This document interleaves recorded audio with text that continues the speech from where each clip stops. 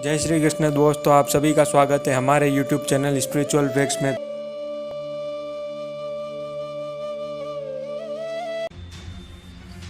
यह सुन छात्रों को यकीन हो गया कि उनके आचार्य कोई साधारण आचार्य नहीं है। चाणक्य अगला पाठ शुरू करते कि तभी उन्हें तुरंत पुस्तकालय में पहुंचने का संदेश मिला। पुस्तकालय पहुंच चाणक्य को वहां आए एक संदेशवाहक से पता चला कि गांधार के राजा आंबी ने बिना लड़े ही मैसेडोनिया के सम्राट सिकंदर के सामने आत्मसमर्पण कर दिया है और अब सिकंदर की नजर संपूर्ण भारत पर है। खबर सुन चाणक्य चकित रह गए और कुछ सोचते हुए वहां उपस्थित आचार्यों से बोले, इसका मतलब तो यह हुआ कि सिकंदर कभी भी भारत पहुंच सकता है। हमें भारत को बचाना होगा और यह तभी संभव है जब भारत अखंड बने। मुझे शीघ्र यह बात मगध के महाराज धनानंद तक पहुंचानी होगी। चाणक्य की बात सुनकर आचार्य मेघनाथ हंसते हुए बोले, आप जानते हैं ना धनानंद कैसा राजा है और भला वो आपकी बात क्यों मानेगा। यह सुनकर चाणक्य ने जवाब दिया, मैं खुद जाऊंगा मगध और अखंड भारत का प्रस्ताव उनके सामने रखूंगा। मुझे विश्वास है कि वो भी भारत को विदेशी आक्रमणों से बचाना चाहेंगे। मेघनाथ बोले, धनानंद सुनेगा और वो भी आपका प्रस्ताव। भीमदेव के दरबार से बचकर निकल आए, अपने को भाग्यशाली समझिए। धनानंद के दरबार गए तो मान और जान दोनों से हाथ धोना पड़ेगा।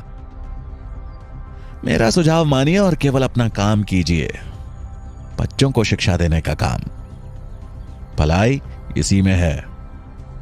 यह सुन के चाणक्य हैरानी से बोले, आचार्य, मैं एक ब्राह्मण हूं और ब्राह्मण का कर्तव्य होता है लोगों को सही दिशा दिखाना। अगर राजा धनानंद अपनी दिशा से भटकेंगे तो यह मेरा कर्तव्य है कि मैं उन्हें सही रास्ता सुझाऊं, नहीं तो सर्वनाश के सिवा कुछ नहीं होगा यहां। आप अपना कर्तव्य भूल गए हों, पर मैं ऐसा नहीं कर सकता। मुझे आज ही मगध के लिए निकलना होगा। चाणक्य को जाता देख मेघनाथ ने ताना कसते हुए कहा, आचार्य, मुझे लगता है यह हमारी आखिरी भेंट है। आप मगध से वापस आएंगे भी या नहीं, इसमें संदेह है। क्यों ना आखिरी बार हम भोजन साथ में करें। चाणक्य उनका प्रस्ताव ठुकरा कर आगे बढ़ गए। उनके जाते ही मेघनाथ मनी मन बोले, इस बार तो ये नहीं लौटने वाला।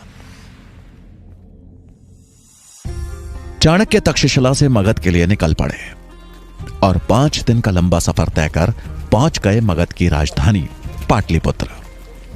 उन्हें नगर में कदम रखे कुछ ही क्षण हुए थे कि पाटलिपुत्र की जनता पर हो रहे अत्याचार की सच्चाई उनके सामने थी। नगर के चौराहे पर कुछ सैनिक फांसी के फंदे से लटक रहे मृत शवों को नीचे उतार रहे थे। यह देख चाणक्य को समझने में देर नहीं लगी कि उन्हें सामूहिक मृत्युदंड दिया गया है। शवों को देख के उनके परिजन जोर जोर से रो रहे थे। तभी एक महिला की आवाज उनके कानों पर पड़ी, जो अपने बेटे के मृत शरीर से लिपट वहां खड़े सैनिक से रोते रोते बोली, और कितने दिन हमें ऐसे ही अपनों को खोना पड़ेगा और कितनों को मारोगे तुम लोग। अगर कर नहीं दिया तो क्या पूरी प्रजा को मार दोगे। कहां से लाए हम इतना धन। उस औरत की बात सुन उस सैनिक ने गुस्से में उसे धक्का मारते हुए कहा, ए बढ़िया, अगर ज्यादा आवाज करेगी तो तुझे भी लटका दूंगा इसी फंदे पे। चल चुपचाप निकल जाए यहां से। ऐसा कहकर उस सैनिक ने उसके बेटे के शव को उठाकर बैलगाड़ी में लाद दिया और वहां से निकल पड़ा। चाणक्य से यह देखा नहीं गया। वो दौड़ते हुए उस औरत के पास पहुंचे और उसे सहारा देते हुए बोले, मां जी संभल कर। ऐसा कहकर उन्होंने उस रोती हुई बूढ़ी महिला को एक पेड़ के नीचे बैठाया और बोले, मां, मैं आपका दुख तो कम नहीं कर सकता और ना ही मैं आपका पुत्र आपको लौटा सकता हूं,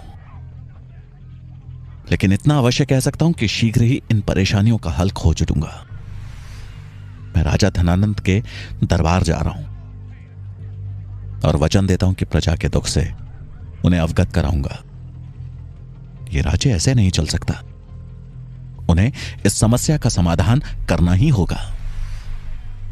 चाणक्य की बात सुन उस औरत ने आंखों में आंसू लिए, ममता भरी नजरों से उनकी ओर देखा और बोली, आज पहली बार तुझे देख ऐसा लग रहा है कि मगध का हृदय अभी भी धड़क रहा है।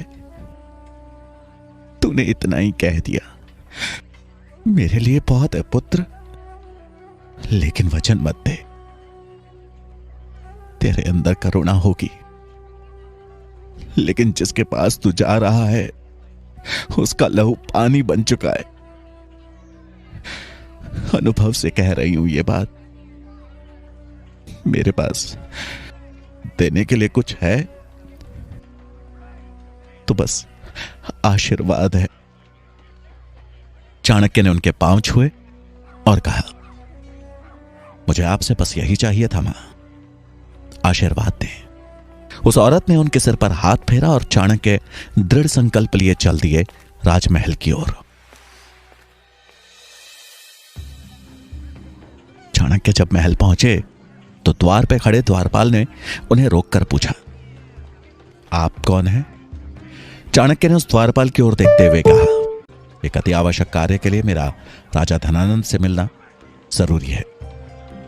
यह सुन द्वारपाल ने उनसे बड़ी विनम्रता से कहा, अभी महाराज व्यस्त हैं, आप यहीं प्रतीक्षा करिए, मैं महाराज को संदेश भिजवाता हूं। यह सुन चाणक्य वहीं पास में एक स्थान देखकर बैठ गए और राजा के संदेश मिलने की प्रतीक्षा करने लगे। उन्हें प्रतीक्षा करते करते शाम हो गई। वो जब भी द्वारपाल से राजा के बारे में पूछते तो उसका एक ही जवाब होता कि अभी राजा व्यस्त है।